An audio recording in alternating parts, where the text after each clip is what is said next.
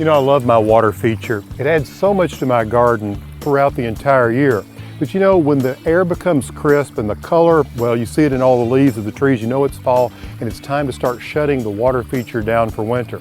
There are really 4 basic steps that you can follow that'll put you in good stead for spring. Laguna makes a winterizing kit that makes this process really simple and easy.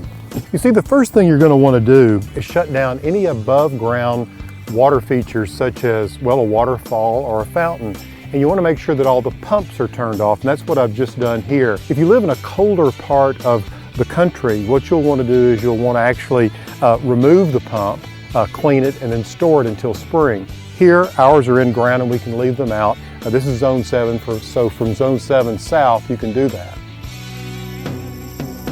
Now, if you have some fish in your pond, you can stop feeding them once the temperature of the water drops below 50 degrees.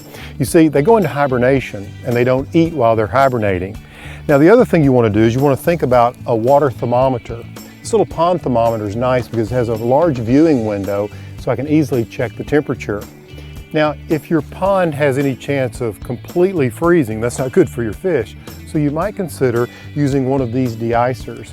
And they're very easy to install. All you do is you drop this in the water. It's basically just a water heater. And you take this and then plug it in. And it will keep your pond from freezing, which is what you want for your fish. All right, now let's talk about plants. I love plants in my pond.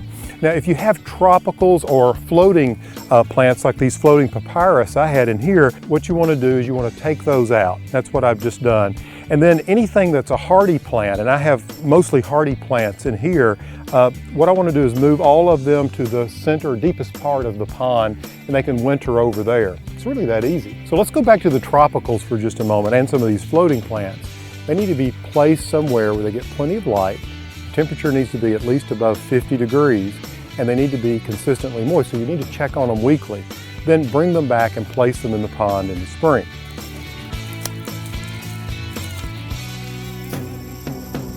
Ooh, this water's cold.